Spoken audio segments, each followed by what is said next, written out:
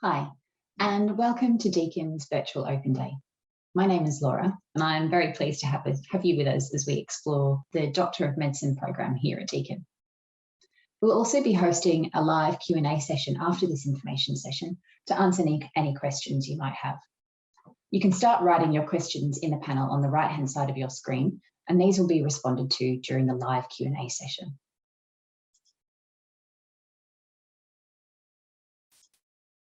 I'd like to start by paying my respects to all Aboriginal and Torres Strait Islander traditional custodians, elders and ancestors of all the lands from which you might be joining our gathering today.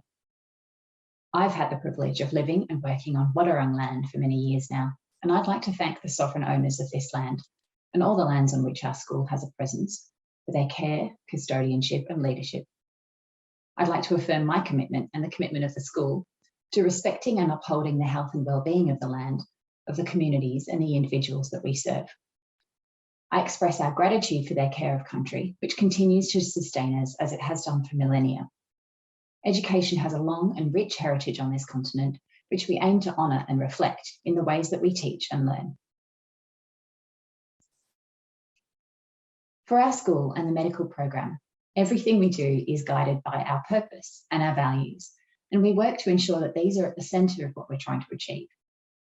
Our purpose is to enhance the communities that we serve through outstanding clinical training and research.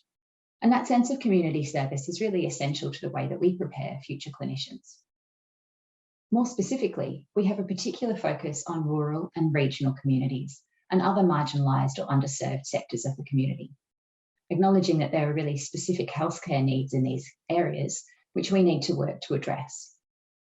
This guides us in the focus of our teaching and the way in which we coordinate our programs. We do all of this with a set of values which hold very strongly a culture of diversity, inclusiveness, respect, and social accountability. And we support our students and staff to hold true to these values in their work and their learning. And at the centre of what we do is a commitment to excellence, to providing our students with an up-to-date set of skills and knowledge which will prepare them for work as health practitioners. In our medical program and in the other activities of the school, we have a particular focus on addressing inequity in health and improving healthcare for traditionally underserved communities. We do this through the focus of our curriculum, but also by trying to recruit students from these underserved communities. We do have a distinct focus on rural health and on Indigenous health, recognising that we have a responsibility to examine and to address the continuing gap in healthcare outcomes for Indigenous Australians. We also have in our program a particular focus on the human capabilities in healthcare, which encompasses the skills needed for clear, effective and respectful communication, but also other aspects of training which are an essential foundation to a practice of healthcare which holds the patient needs as central to everything we do. We also provide our students with training in health research skills and the capacity to adapt to emerging evidence and changing clinical practice throughout their future career. We know that preventing and managing chronic disease, as well as providing care which supports the patient over time and spans hospital-based and community-based care, is essential to providing good healthcare outcomes. And so we have programs which focus specifically on these aspects of medicine. We also know that doctors need to work as part of a team with nurses, physiotherapists, psychologists, and many diverse health practitioners. And working in these networks of care providers is absolutely essential. We do have some strategies in place to enable access to our program for students from diverse backgrounds, and we encourage and celebrate diversity across all dimensions. One of the things which makes our program quite special is the diversity of our students' educational backgrounds. Whilst successful completion of the entry examination, the GAMSAT, which I'll touch on a little later, does require some basic scientific knowledge, we explicitly do not have prerequisites for the degrees that our students hold coming into the program. We find that it enriches the program to have students coming in with varying backgrounds and different forms of life experience. And every year have students coming in with engineering, commerce, arts, or a wide span of educational and professional experience, including in other healthcare professions. We feel very strongly that students with a variety of backgrounds should be offered the opportunity to study medicine, and find that often students coming from non-health related backgrounds not only enrich the discussions held in the learning environment, but also bring different perspectives to their interactions with patients that are very valuable. We also see that students coming from non-health backgrounds do really well in the course and are supported to make this transition in the early part of first year. In fact, one of our award-winning students from a year or two ago had a previous life as a chef.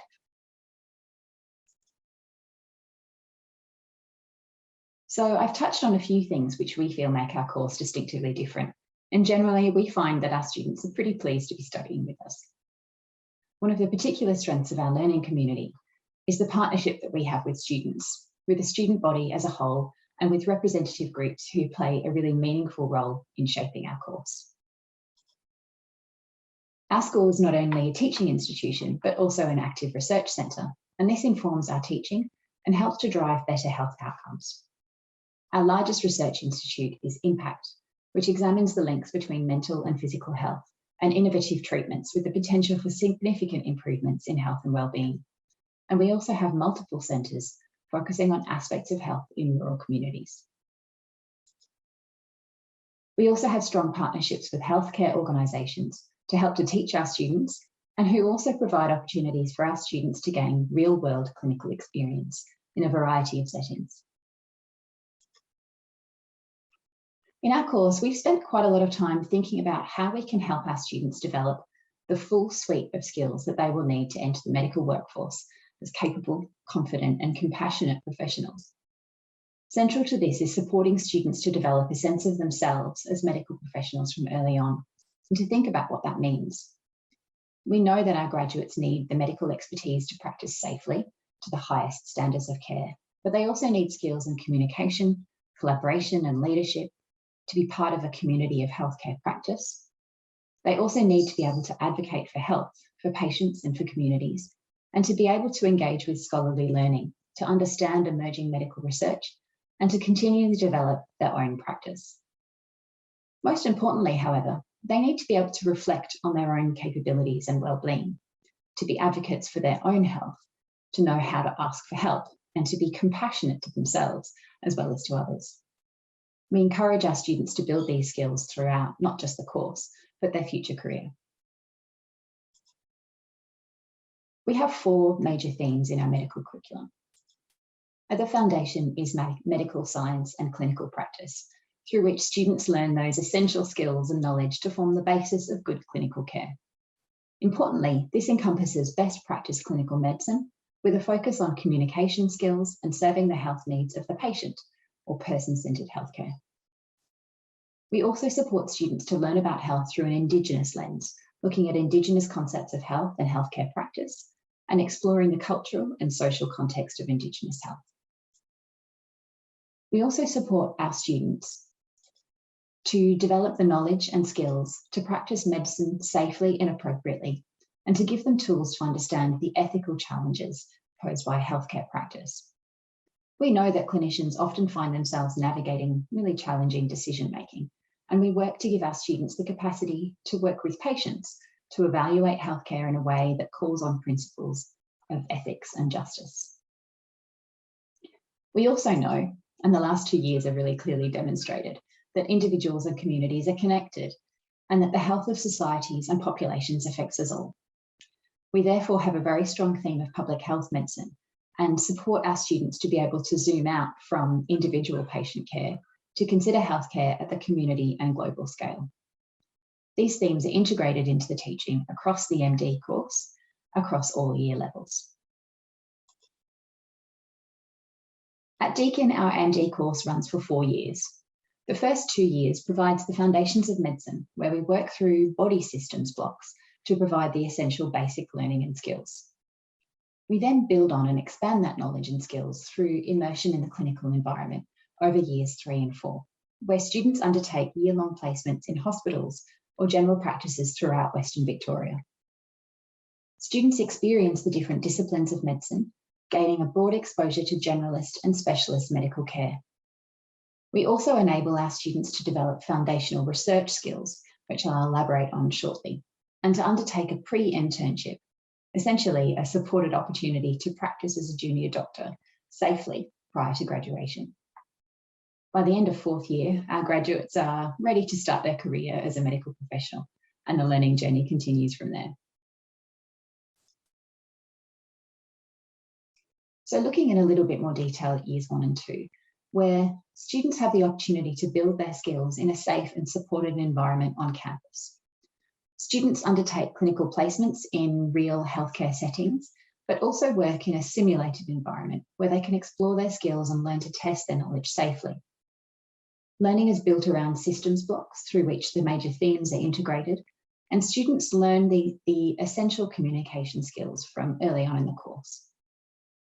Students work in small groups in interactive case-based sessions, learning to apply their foundational knowledge to the clinical context. In years 3 and 4, students step out into the clinical world and learn to pull together all of the elements of their learning to apply them to patient care. In third year, students experience medicine, surgery, obstetrics and gynecology, and children's health, either in a hospital setting or in the community. They also undertake training in the foundations of research and are mentored by a general practitioner who supports them to build their understanding of the patient perspective, learning about how patients experience healthcare in the community and how their healthcare needs change over time. In fourth year, they're able to build skills in more specialised areas, undertaking rotations in emergency medicine, general practice, aged care, mental health, and anaesthesia and intensive care. In this way, they gain exposure to a broad range of medical specialties and gain the essential skill sets that prepare them for professional practice after graduation. Across both years 3 and 4, public health, ethics law and professionalism, and Indigenous health are woven into the curriculum. In years 3 and 4, students go out to one of our clinical schools in Geelong, Eastern Melbourne, Ballarat, Warrnambool, or dispersed across community practices in Western Victoria in the Rural Community Clinical School. Some students also have the opportunity to complete periods of study in the Northern Territory to enrich their learning experiences. Students are able to familiarise themselves with the clinical schools and the opportunities they offer early in first year, and then are allocated to schools on a preference-based system. Our rural clinical schools, the Community Clinical School, Ballarat and Warrnambool, allow students to be immersed in a rural environment, but each of the clinical schools offers really rich and diverse opportunities for clinical learning, as well as a supportive teaching team.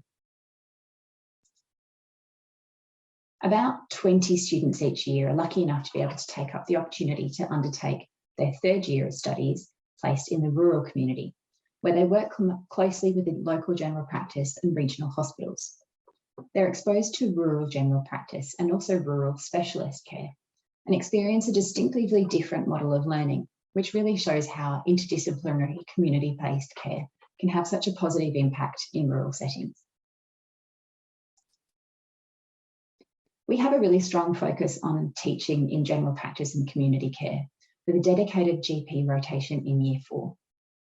In year 3, students also undertake the longitudinal primary and community care program, in which they're mentored by dedicated GPs who help them to explore how patients move between GPs and hospital or specialist-based care, and how their experiences of healthcare change over time. Students are given the opportunity to engage in really rich conversations with patients, where they can gain a better understanding of how healthcare needs are met or not, and how patients' complex needs can impact on their lives. Throughout the program, we ask our students to engage with key questions regarding how we support individual patients and how the healthcare system works to deliver best practice models of care. We also recognise that our graduates will need to be equipped with the skills to analyse and understand newly available medical research knowledge, as well as appreciating how healthcare practice is informed by ethical, legal and public health principles and principles of Indigenous health. For many practicing clinicians, research is an essential component of their professional careers. We therefore support all of our students to develop skills in health research and the capacity to apply research principles to their future professional practice. Students are supported through the Research Scholar Program to gain the foundational skills in research and to apply those skills to their own professional practice in the future. Students who have an interest in taking their research further have several additional options, either during their MD studies, during an intermission, or post-graduation, and can complete higher qualifications in research. We recognise that one of the key areas where we hope our graduates can make a significant difference is in Indigenous health. We encourage applicants from Indigenous backgrounds with a specific entry scheme for Indigenous students. However, we also provide cultural skills training and Indigenous health training to all of our staff and students, recognising our responsibility to both address health inequities and also to appreciate the richness of Indigenous perspectives on health and community wellbeing. In our school, we've also spent quite a bit of time reflecting on how we can support our students as they progress through the program and beyond as graduates. Building a collaborative and supportive learning environment is essential for students from all backgrounds, and we've certainly seen the impact of this community building over the last particularly challenging period with COVID. We've built multiple support programs into our curriculum, and we provide training on professionalism and build skills in self-regulated learning for all students, which will be essential for the lifelong learning required for a medical career. We also have dedicated academic mentoring and remediation programs, a dedicated school counsellor, and training on communication and collaboration skills, as well as diversity, inclusion, and respectful behaviour. And this last point here is important. Whilst we encourage our students to achieve excellence and celebrate their growth and progression, we do not rank our students or compare them with one another. We believe that collaboration and cohesion make for greater successes, as well as a better environment for learning rather than competition, and our assessment and academic policies reflect this. We really feel that our sense of community and the way in which we try to support our students is a really important part of what we do. I'm very happy to answer your questions about the values, the content, and the structure of the course in a few minutes in the Q&A session, but I also recognise that many of you are very keen to hear about the nuts and bolts of gaining entry to the program. So, onto the nitty-gritty of admission and selection. Now, I'll go through these fairly briefly as the information is available through our websites and we can clarify further detail in the Q&A. The Doctor of Medicine has 4 different streams. Our domestic cohort includes the general entry stream, for whom applications are through the Graduate Entry Medical Schools Admission System, or GEMSAS. We offer up to 121 places per year, 86 of which are Commonwealth supported, and 35 of which are bonded places, which require recipients to work in a rural location for a period of time following graduation. Importantly, we recognise that there is a significant need for healthcare practitioners in rural and regional areas, which is why we allocate a significant proportion of our places to students with a rural background. We know that training students from these areas addresses some of the inequity in medical education and goes some way to addressing the healthcare needs of these communities. To that end, we also have a dedicated rural training scheme, which reserves up to 30 places for students from rural communities, and an Indigenous entry stream, which I'll provide some further detail on shortly. And we also offer up to 15 places for international students. So we ask our students to have completed an undergraduate qualification at least a bachelor's level within the last 10 years prior to application. As I've mentioned previously, this can be in any area or any discipline. And the advice that we always give to students considering their pathway into medicine is to do something that interests you, something for which you have a passion. Study something that you care about and that gives you alternative career options, as the reality is that not all applicants are offered a position in a medical degree. The process is quite competitive. A recent update to our admissions process is the recognition of high-level degrees so that Grad Cert, Grad Dip and Master's qualifications are also recognised. So this slide just steps through some of the processes in the domestic admissions process. The first step would be to complete a qualifying degree with a weighted GPA of at least 5.0. And step 2, we ask you to register and complete the GAMSAT, which is an admissions test. And then to apply through GEMSAS, and their website is there for both the general and the rural training streams. We'll then apply a series of adjustments or bonuses, which I'll talk through shortly. And then we offer interviews in September, and we offer about 220 interviews each year. The outcomes from the interviews and from the other elements of the selection process then allow us to make offers, and those come out in November with a view to starting the course earlier the following year. I did also want to pause to recognise the impact of the COVID-19 pandemic, which has been felt in all aspects of society and daily life.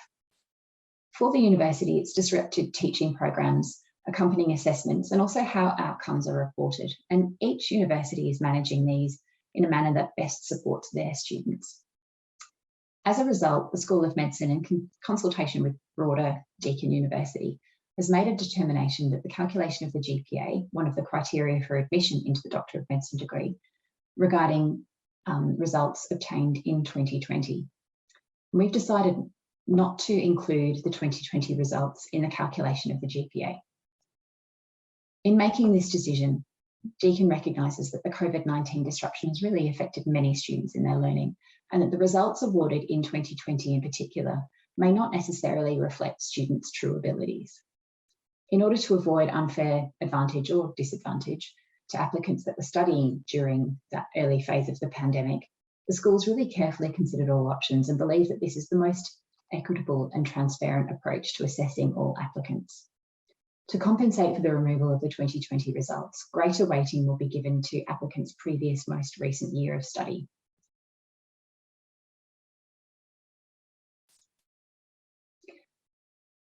Deakin offers a range of bonuses, and these are aligned with the values of our school.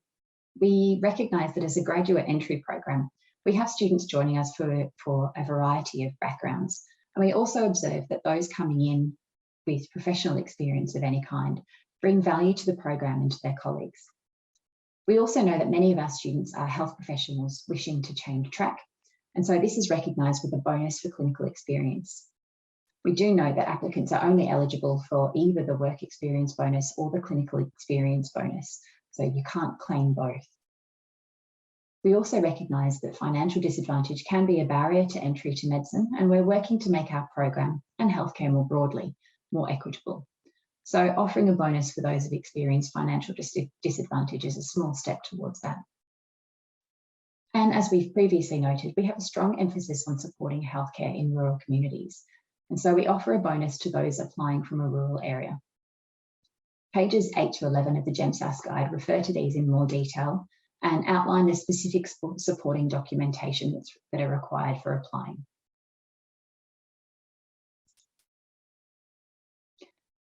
It's a challenging reality of most medical programs that applications outnumber the available places, and Deakin is no different.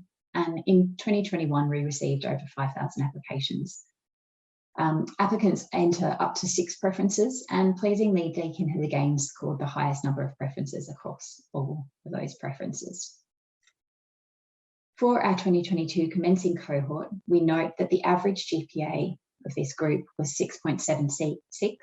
The average GAMSAT score was 68.4, and it's worth noting that about 40% of the applicants were completing their degree at the time of application. Applicants coming in from a rural area may wish to apply through the rural training stream. And this stream is open to all applicants who meet rural residency and the general entry criteria, and who provide an additional written statement. We support students joining us through the rural training stream to build their career in a rural area. So we'll enable them to complete their training at one of our rural clinical schools. We also have a specific entry stream for Indigenous students who are able to apply directly through the school and go through an interview process. The GAMSAT is not a prerequisite for this pathway, but we do ask applicants to have completed an undergraduate degree. We also offer a number of places to international students who can also apply directly to the school. And here we just have some of the key dates for entry for the applications for entry into the 2024 program. Here you'll also find listed some of the relevant websites, and we'll be able to answer your questions in the Q&A session. Thank you to all of you for joining us today. It's really great to see so many of you interested in the Doctor of Medicine program. If you'd like to learn more, please explore our resources on this page or across the Virtual Open Day website. We also encourage you to stick around for the live Q&A session, which is about to start. And you can send through your questions for this session by entering them into the panel on the right-hand side of your screen. If you need to head to another session, you can speak to our experts on web chat at any time throughout the day. And you can do this by clicking on the web chat icon on the bottom right-hand corner of your screen. Our campus open days are finally back in person in August, so don't miss your chance to get further course and career information in person and tour our campuses. And we hope that you found this session valuable and that you enjoy your virtual open day experience. Hello and welcome to the School of Medicine live Q&A session. My name's Bryony McNeil and I'm the Deputy Course Director for the MD program here at Deakin. Today I'm joining you from the lands of the Wathaurong people, and I'd like to acknowledge the long history of teaching and learning and medicine that have gone on in these lands. Pay my respects to elders, past, present and emerging, and also extend these respects to all Aboriginal and Torres Strait Islander people joining us here today for the webinar. So we're really looking forward to answering your questions today, and I'm joined by three of my colleagues who I will let introduce themselves. So we'll start with you, Laura. Thanks, Bryony. I'm Laura Gray. I'm the course director of the MED program, and I'm really happy to be able to answer your questions today. Thanks, Laura. Lara? Yes, good morning. I'm Lara Fuller. I am the Director of Rural Medical Education for Deakin's School of Medicine program, and I'm coming from the Guringai country today. Thanks, Lara. And Charlie? Hello everyone, I'm Charlie and I am one of the second year medical students with Deakin, and I am zooming in from the Kaurna country in Adelaide today. Thanks everyone. Well, we hope to be able to answer all your questions during this session, but if we don't get through them all, there will be a live chat available for the rest of the day, so you can answer any additional questions that you have through that function. All right, so we'll get started with our first question, which is asking what are the pathways for medicine other than biomed? So that's a really good question. So a lot of our students do come through the biomed pathway for their undergrad. But one of the focuses here at Deakin is that we have a really wide breadth of experience of our students, and we don't actually have any prescribed undergraduate degrees for our medical program. So we welcome students from any undergrad. We have as I said, biomed. We also have students coming in from health background, but also a wide range of arts and other backgrounds. So really your strengths that you develop in your undergrad degree, whatever they are, they will be helpful for setting you up for medicine. So the next question here from Mackenzie, this is asking if I wanted to become a specialist, so for example, a surgeon or a GP, what pathway would I take after I finish the medicine degree and how long would it take? And so Lara, I might get you to answer that one. Sure, thanks, Bryony. So good question, and just important to be aware that the medical degree is a general degree for medicine, basic qualification. So after the 4 years of the MD, everyone needs to complete an internship, and that's 1 year. And following that, that's when you start to explore specialty training programs, although you can remain in a hospital undifferentiated for a number of years as well. But about the earliest you can choose a program is second year out, and you start to select a stream. And the GP, you can enrol in second year for GP training, and that would take you 3 years to complete from that point if you did it full time. And you can complete that in a rural area or metropolitan area, so the course doesn't direct you down any particular track. Something like surgery would be a longer training program. You actually have to apply to get onto that training program. That can sometimes take a bit of time as well in those early years after you graduate. So you're probably looking at kind of 8 years post-graduation at a minimum to do a surgical training pathway. Thanks, Lara. So a question here, again, around the entry process. So could we please explain the entry requirements, and in particular, what's the interview process and whether the interviews are held in person? Laura, maybe you could jump in on that one.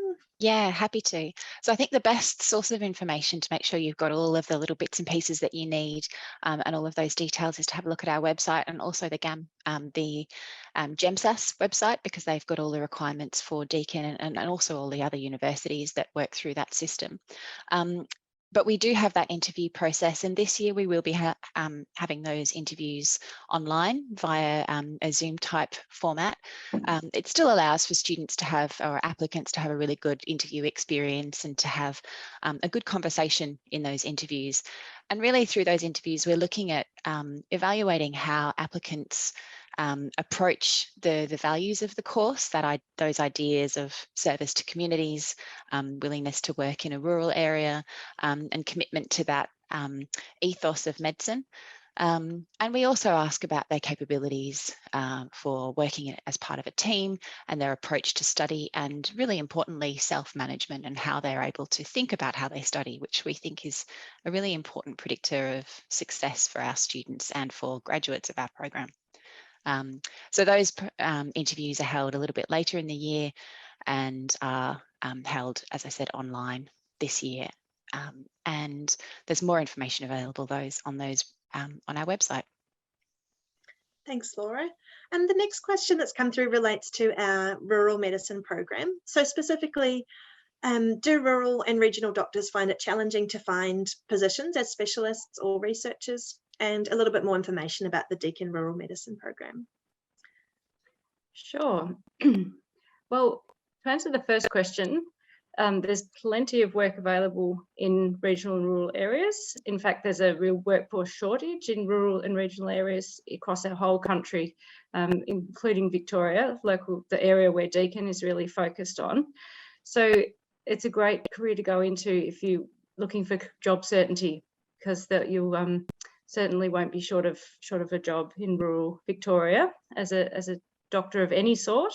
So particularly generalists and GPs, but also specialists who have a broad scope of practice. So lots of opportunities there. A little bit more about the training pathway. So the rural training stream selects students from a rural background, and those places in the rural training stream are set aside for students from a rural background.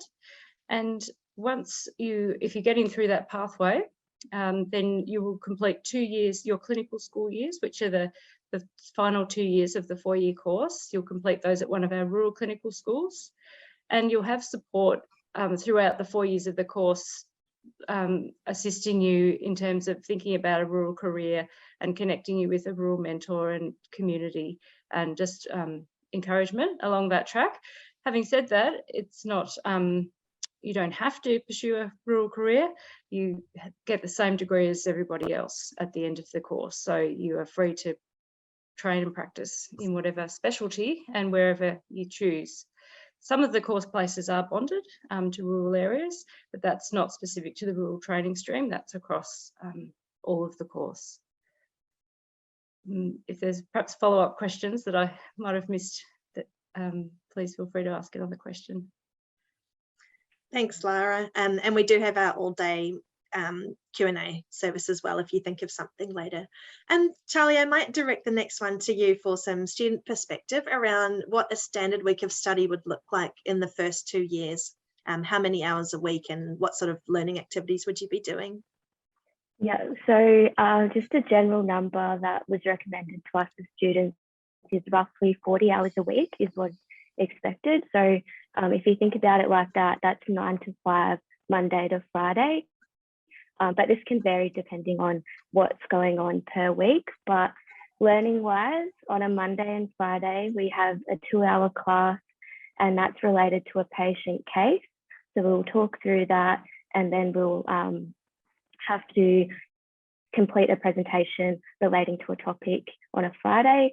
There's many lectures a week as well, usually a minimum of 6, up to 8 roughly. So getting through those taking notes as well. We also have a set of workshops a week, so an anatomy and a pathology, and you have to complete some workbooks before that. And they can take, it varies for many students, they can take a couple of hours each to complete as well. And we have some clinical practice days as well, where we do some hands-on activities. So it does depend. We do have assignments as well. So those weeks you might need to dedicate a little bit more. But yeah, if you think about 40 hours a week, Monday to Friday, you can get what you need to done for sure. Thanks, Charlie. So the next question is more directed to the clinical years of the program, which are our years 3 and 4. So our asker is asking, how many clinical rotations do we have in the course?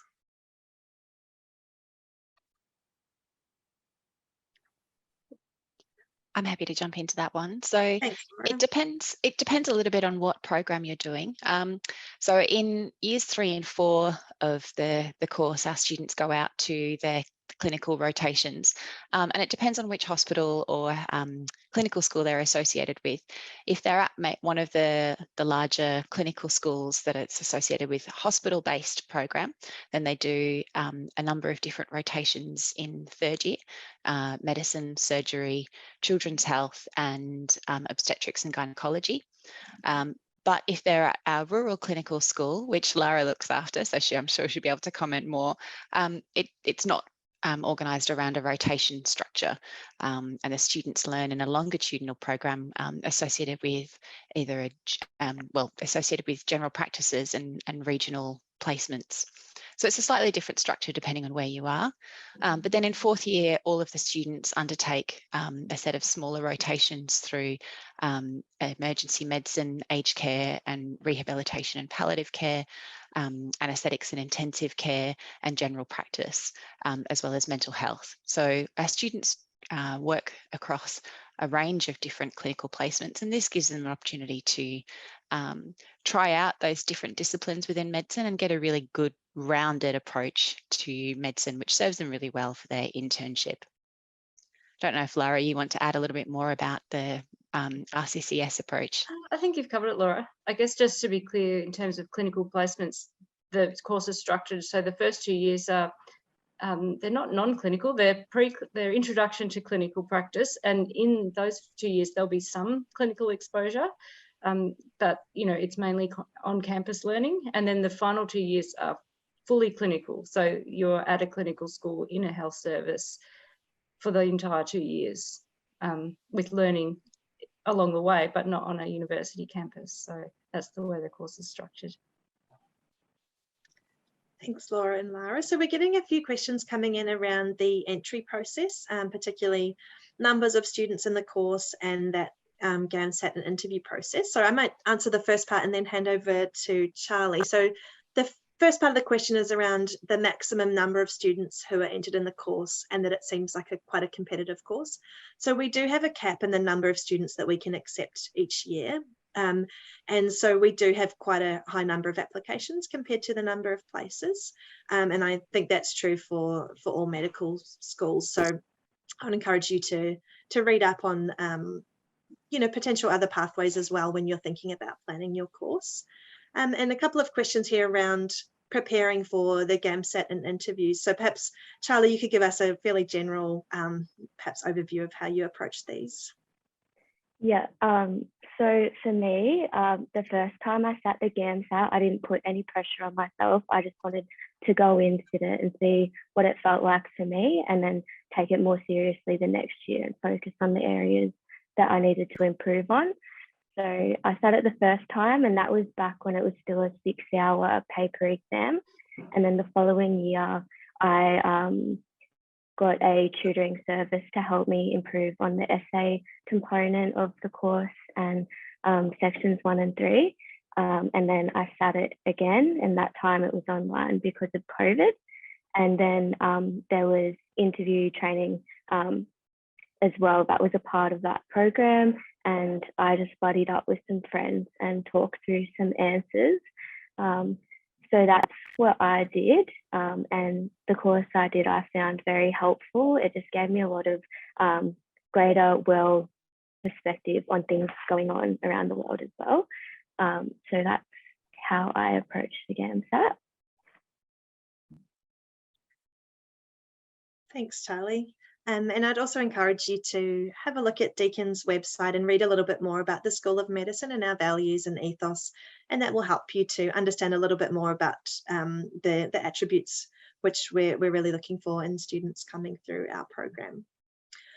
So another question coming up around whether it's possible to maintain a work-life balance in medicine, and that's a great question. Perhaps Charlie, you could tell us a little bit about your experience as a student, and then Laura, maybe you can follow up on that. Yeah, well, I think you definitely can maintain quite a good work-life balance, especially in the first 2 years from what I've experienced.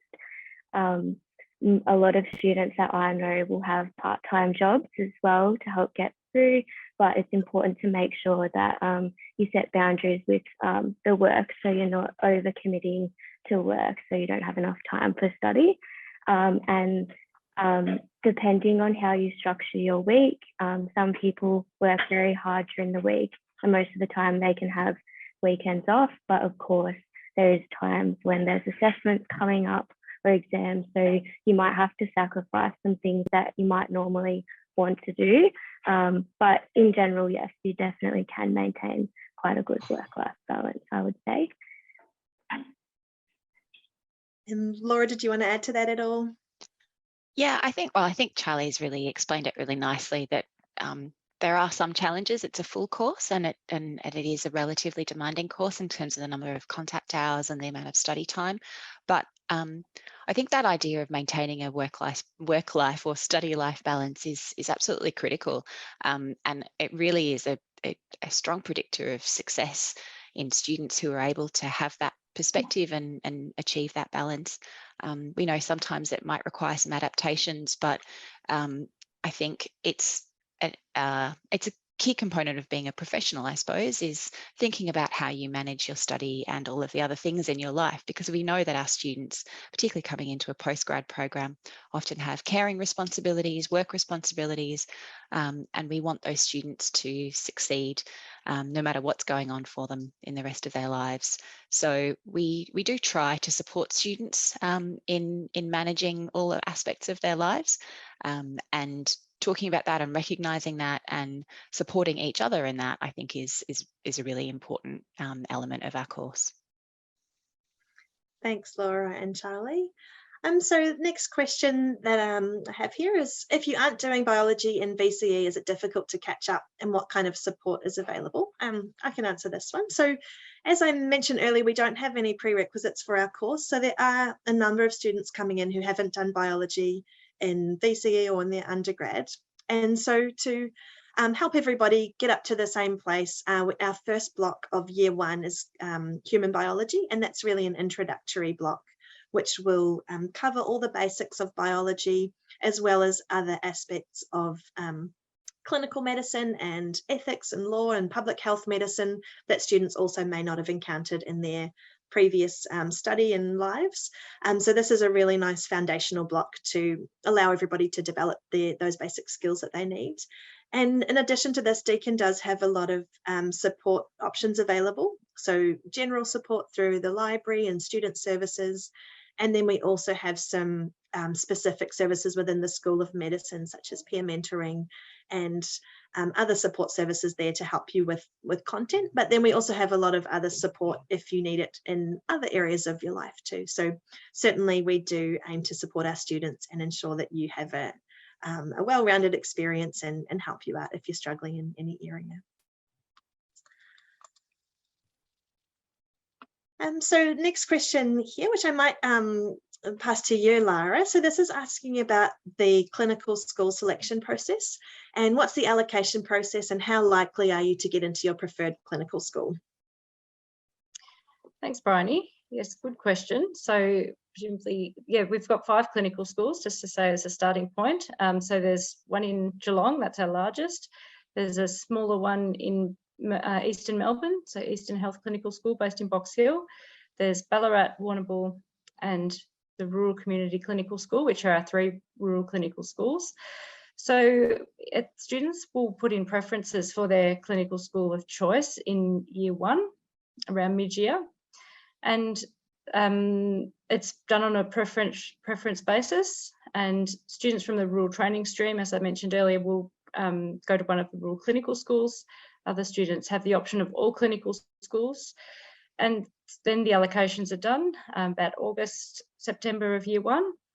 And we generally have quite a high rate of students getting their first preference, sort of 80% plus as a general rule. So that's, that's a pretty good result. But yeah, all the clinical schools offer a really excellent experience, and you get a chance to have an information session to find out about them. And there's also, we're offering now a year 1 rural immersion to go out and experience one of the rural clinical schools before you make your selection. And you can talk to previous students and things like that. So yeah, that's the process. Thanks, Lara. So building on that one, and perhaps you can cover this one too, Lara. Somebody is asking, why does Deakin have a focus on rural medicine? Yes, interesting. I mean, Deakin was actually established as a medical school for rural and regional Victoria, and we really see the communities of Western Victoria, Southwestern Victoria and the Grampians region as the communities we're partnering with, and they are training our students to become doctors, and really they're looking for a return on that investment, and we want to deliver a workforce for rural and regional Victoria in particular. So that's we're funded. We receive funding from the government as well for rural medical training. So that's why we have that particular focus on rural and regional. Thank you. It's really about the workforce shortages in Australia. So next question that I've got is asking around the age mix of students studying in medicine and whether we have mature students. So I'm happy to answer this one. So all of our students are postgraduate, so obviously they are a little bit older than students entering straight into an undergraduate. And as well as that, we do have a number of mature students. So we have students coming in straight from undergrad, and also students who have been in the workforce for a number of years, or who have gone and had families and coming back to study. So certainly we have a really wide range of different backgrounds and different ages of students. And that creates a really fantastic community and lots of different skill sets coming together. And that stands out in things like group learning. All of those different perspectives really complement each other. So here's a question for Charlie. So somebody is asking, why did you choose Deakin, and what has been your favourite part of the course so far? Well, that's a good question. There was lots of reasons why I chose Deakin. So firstly, the biggest selling point for me was I grew up in a really small country town in Victoria. So when I was making my list of pros and cons for all of the universities, I felt as if Deakin had the greatest focus on preparing students for to be rural doctors, and that's what sold it for me.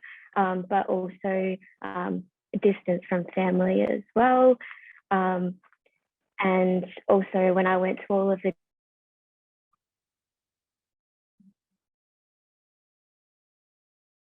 I'm a very easygoing person, and I felt like the Deakin staff just seemed like people I would want to learn from. So that's another reason why I chose it. And my favourite part of the course so far, I just love the course in general. I'm excited that I'm studying to be a doctor, and it's always been a dream of mine. But I really do like all of the in-person learning opportunities you get. Specifically, we get a day a week of clinical practice training. So it's really focusing on communicating with patients and getting to understand what living a life, with conditions can be. And I feel like that is quite unique from other universities as well. So yeah, that's some of the things I really like about Deakin. Thanks, Charlie. And so the next questions are relating to assessment in the course. So we are being asked, how is the course assessed? Is it a mix of exams and assignments? And is there a dissertation or research-based project? Maybe Laura, you could take that one. Yeah, happy to. I think, yeah, it's definitely a mixture of things. It really depends on what it is we're assessing, because there's a number of different components in our course, which all need to be assessed in different ways. So obviously, as Charlie's mentioned, we've got those clinical skills that the students need to practice from early on in the course, and we tend to assess those through demonstrations of those skills, and students actually coming in and showing us how they've learnt and demonstrating how they apply those practical skills. Then we do need our students to have some basic foundational knowledge and apply that basic knowledge to a clinical application. And sometimes we assess that through written exams, either through short answer questions or multiple choice style written exams. But there are other elements of our course that are also really important. So we ask our students to learn about ethics and law and professionalism and public health and Indigenous health. And this is themes within our course require a slightly different approach to assessment as well. And some of those assessment tasks are written in format where we ask people to explore a concept, for example, or explore how they would manage an ethical consideration relating to a case, for example. So we try as much as possible to make things grounded in clinical practice, but the style of the assessments varies depending on what it is that we're looking at. There is a small research component, particularly in 3rd and 4th year of the course, where students build some of those really foundational research skills. So how to look at the literature, how to ask a good research question, and how to evaluate research information. And we ask students to write a small monograph and do a presentation on that in their 4th year of their course. So those skill sets build across the year levels. So there's a range of assessments, which we think is really important because it gives students different ways to show their skills and their knowledge, and to demonstrate what they're achieving across the course. But importantly, I think to note with regards to assessments is that we have an ungraded pass system. So we don't rank our students and we don't give numerical grades for our assessments. We try to give feedback, which helps build learning and helps students evaluate how they're progressing. But we try to take an approach to our assessments which allows students to show their skills, show their knowledge, but not do it in competition with their peers. So it's assessed based on their performance relative to our expectations rather than relative to their cohort as a whole. Thanks, Laura. And so Charlie, another one for you. There's a question asking, in which ways do you find medicine more or less manageable compared to your undergrad study experience? Yeah, so this is a really, really good question, and this will differ between students, but this is just my perspective. So I studied medical science as my undergraduate degree in Adelaide, and I found that in the undergraduate course, everyone was a lot more competitive because, especially in a medical science or biomed course, a lot of people are wanting to get into medicine. And I felt that there wasn't a lot of support from other students. It was more about competing to get into a program like this one. Whereas once you are in medicine, and especially given the ungraded pass system, all of the students are so keen and eager to build each other up and, you know, help everyone do really well. And I find that so refreshing. So that is one thing where I find being in medicine now is more manageable than undergrad. I guess for me, it's hard to say. I don't find it more or less manageable than the other. I feel like when you're in the undergraduate degree, you're trying so hard all the time to meet like GPA scores and get into the program. Whereas once you're in, you can just sit back and enjoy the learning process more so. Yeah, I don't know if that's answered it, but for me, that's what I've found. Thanks, Charlie. So a question that's popped up here around students who are pregnant or parents, and how they're supported in the course and whether there's any flexibility. So I can answer that one. So we do have a number of students in our course who have carer responsibilities or pregnancies during the course. So we do try to be as supportive as we can of students with external responsibilities.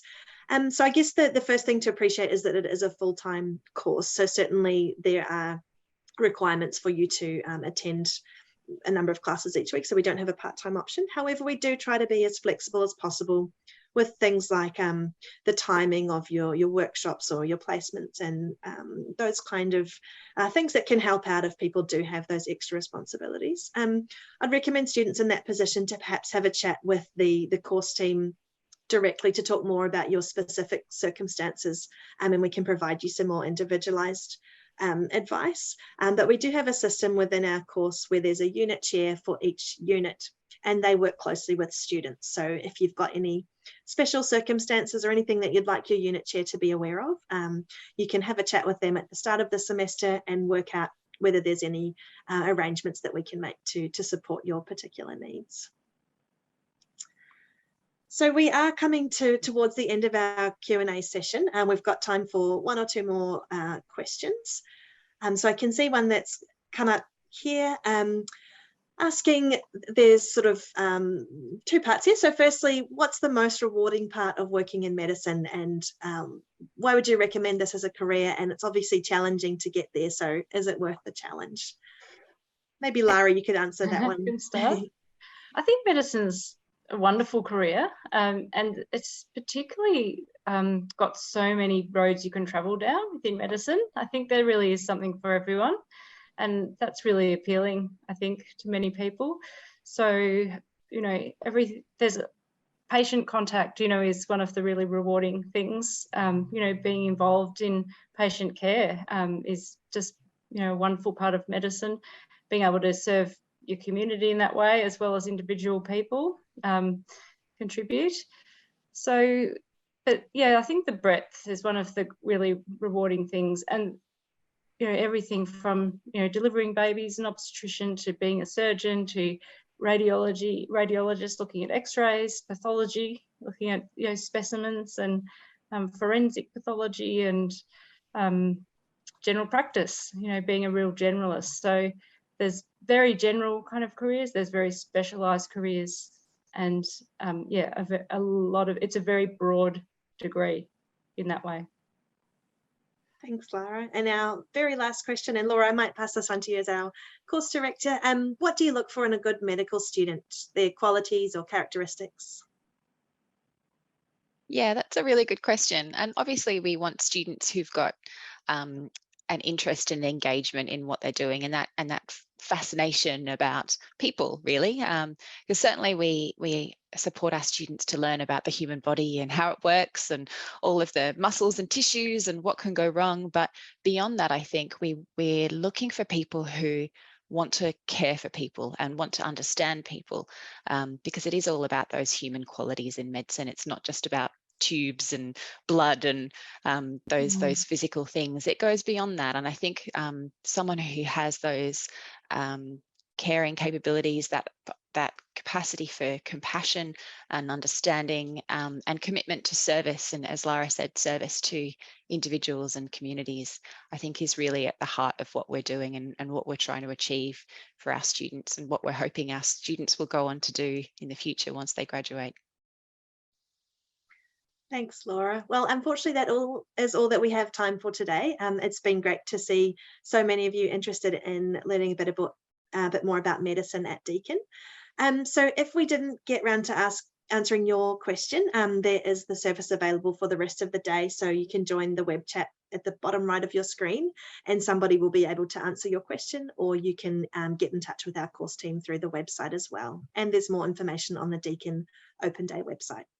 So thanks very much for your time, and we hope to see you at Deakin sometime soon.